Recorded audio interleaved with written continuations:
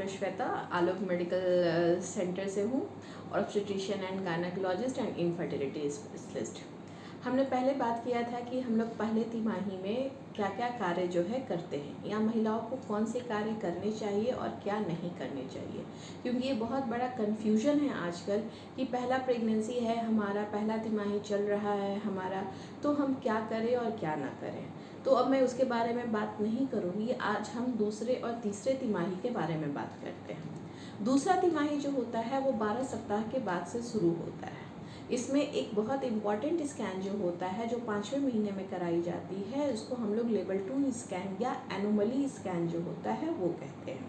इसमें बच्चे के पूरे बनावट, सर, पैर, हाथ, उंगली, माथा, हर प्रकार की चीज़ें जो होते हैं देखते हैं, हार्ट, किडनी, लंग्स, एवरीथिंग।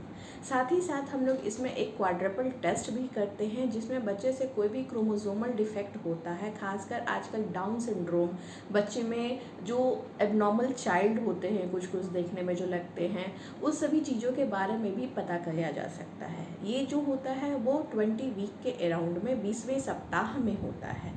साथ ही हम लोग फीटल इको, बच्चे का जो इको होता है वो भी करते हैं, जो कि हम लोग 22 से 24 सप्ताह के बीच में करते हैं।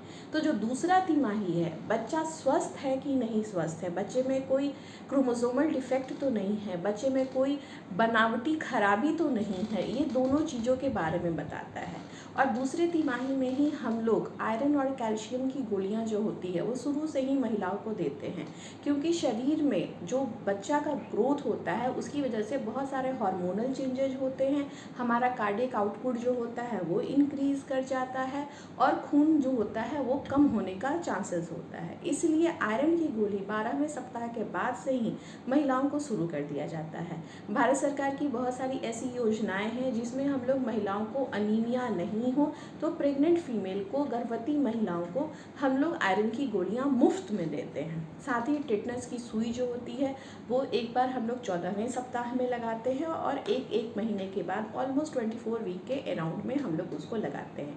अगर पहली प्रेगनेंसी है तो हम लोग टेटनस की 2 सुई लगाते हैं, और अगर दूसरी प्रेगनेंसी अगर होती है जो 3 साल के बाद या 3 साल के भीतर अगर ठहरती है तो एक ही हम लोग डोज जो होता है टेटनस की सुई लगा देते हैं।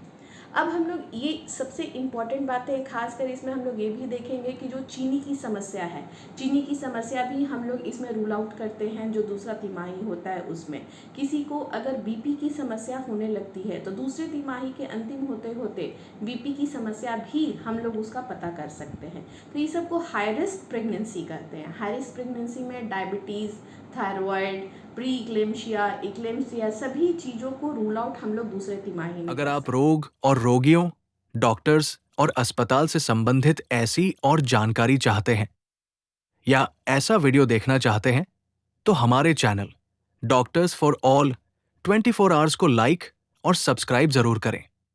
सब्सक्राइब करने के लिए घंटी का बटन दबाइए